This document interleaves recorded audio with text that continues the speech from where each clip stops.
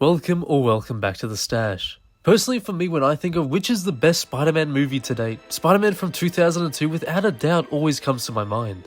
To me, that movie felt like a comic book came to life. This flick was revolutionary for superhero movies in general by spawning one of the greatest trilogies we've ever seen. Now dig on this. Now, a part of the advertisements for these movies were not only the huge amount of toys, and I mean huge, but also the movie tie-in game for each film. So what better place to start than the very beginning, with Spider-Man for the PlayStation 2.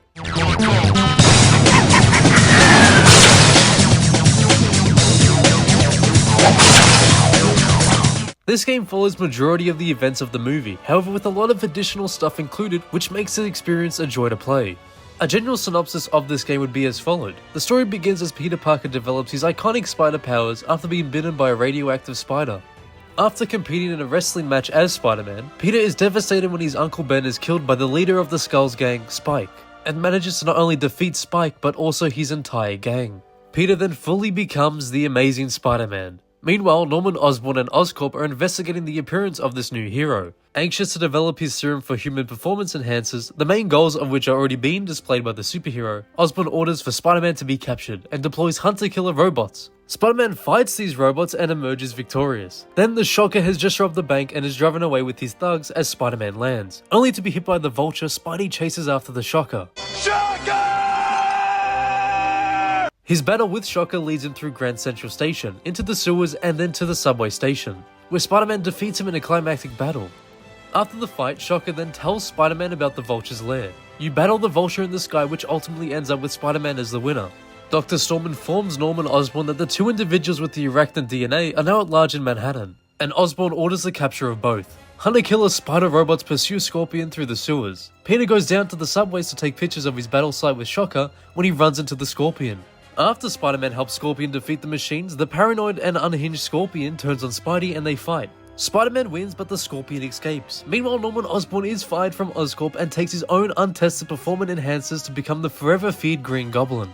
Spider-Man defeats the Goblin at the city's Unity Day festival, and later Goblin confronts Spider-Man again and is defeated, but tells Spider-Man of the bombs planted downtown. Spidey races against time to defuse the bombs, and is attacked again by Green Goblin, this time with deadly small devices called Razorbats. Then, exclusive to the Xbox version, there is a small mission fighting Kraven the Hunter. Peter discovers the tech Goblin uses is from Oscorp and then pays him a visit. He discovers that the company is producing highly dangerous chemical weapons, and shuts down the entire operation. After finding out the Goblin is after Mary Jane, Spider-Man chases him down to a bridge. Here, Spider-Man has his final battle with the Green Goblin, who was struck by his own glider. Spider-Man unmasks the Goblin to reveal Norman Osborn's face. Osborn's last words are, "Tell Harry I'm sorry." Spider-Man simply replies, "I'm sorry too." Mary Jane and Spider-Man are reunited and share a kiss in front of their best friend's now deceased dad's corpse. So good. Peter narrates the end of the story as the camera pans out, and he breaks the fourth wall saying, "Looks like you're done here. Go outside and play." Damn, Spider-Man just told me to touch some grass. Now dig on this. The story for the most part isn't too long, however it holds up pretty well.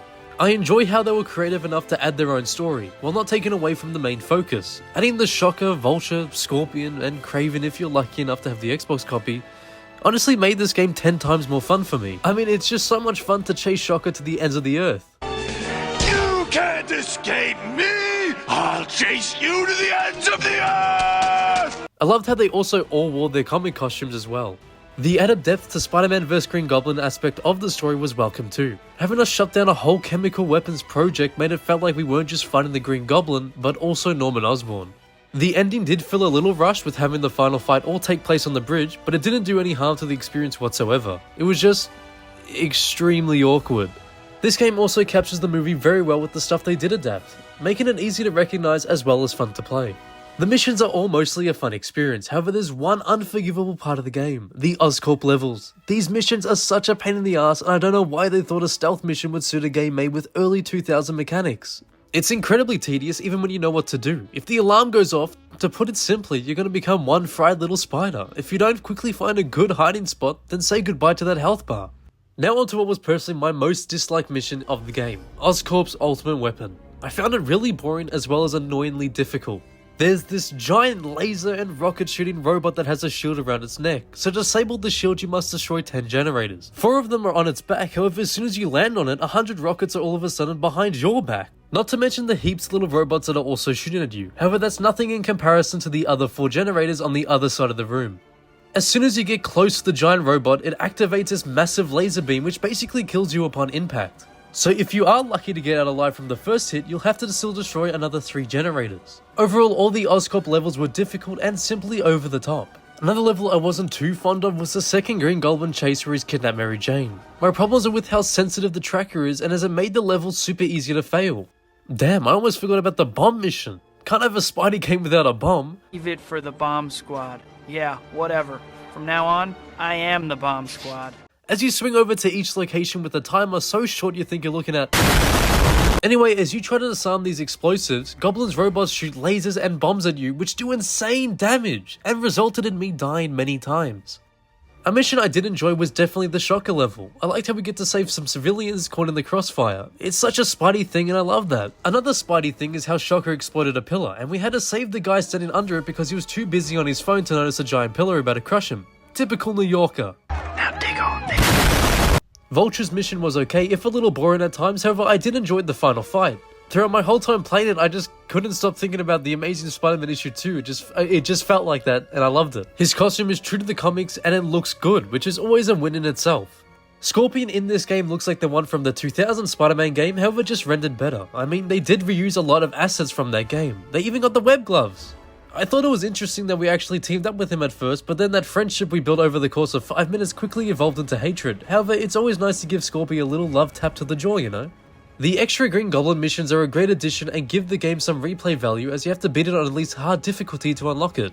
Speaking of, there's heaps of unlockables in this game. All stuff which would now cost us money as DLC. In this game, there's heaps of cheat codes to use and you get all this cool stuff. You even get a first person mode, which I appreciate the attempt of. You can play as a cop, you can play as Shocker, you can play as Green Goblin, Mary Jane, Peter Parker. All this, in my opinion, just shows that the developers actually really cared about this game. And it, cared about us, the player, as we purchased this. Like a lot of things in this game, the gameplay feels like an extension from the previous Neversoft Spidey classics. It's very basic with square to punch, circle to kick, X to jump, and triangle to shoot some webs. They also have all the original web combos from the previous Neversoft game, like the web dome, web gloves, simple web ball to shoot at other thugs, so it's all welcome stuff and it doesn't take away from the experience. In fact, it adds a lot of fun to it. I do like how there's unlockable combos spread throughout the game. I also enjoyed how they felt important to unlock. And it was always a blast to see what new unlockable combo I received so I can use it next time in combat. Pressing circle X circle made Spider-Man do this flip kick thing. What I'm trying to say is that it was a lifesaver for big groups by knocking everyone down, which in turn made the unlockable feel like a really good reward. Overall, the combat is nothing special, yet still fun and engaging. The web slinging was a big step in the right direction, with our old web slinger here being able to shoot more than 2 web lines before realizing that Uncle Ben's death was entirely his fault, allowing the pit of deadly gas to consume his body. I'm going to die!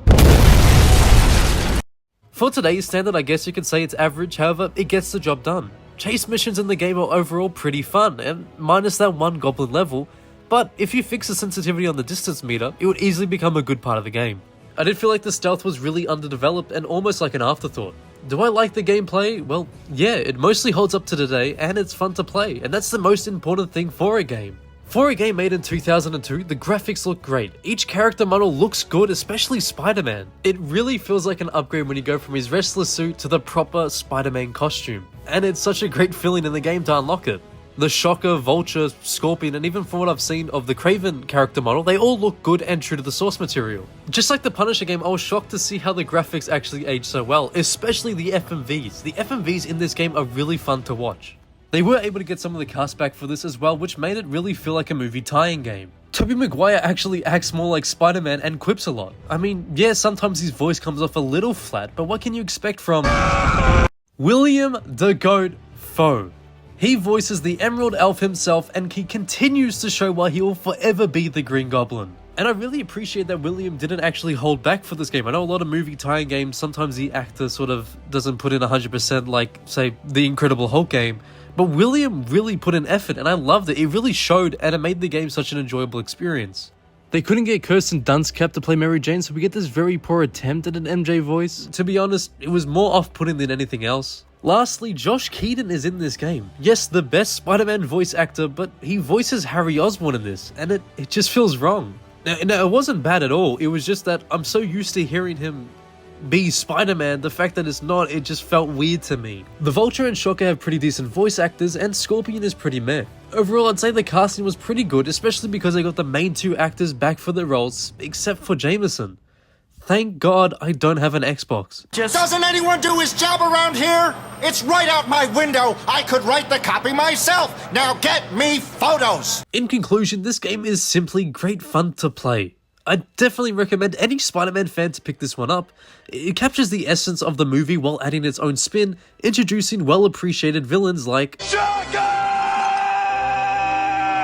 But that's it for today. Thank you guys so much for watching. If you have enjoyed, please like, comment, and subscribe because here, any support means so much. This game is really fun. I loved playing this game. It was a great visit, trip down memory lane. As a kid, I never actually got the chance to beat the game. I always got stuck on some sort of mission. So to actually finish it, I know my kid self is happy and I'm happy to do that. But yeah, if you don't have this game, I'd definitely recommend picking it up. It's worth whatever price it's at. It's not that actually expensive at all. I picked this up for around $10, so definitely one worth to look at. But thank you guys again for watching, and see you in the next one.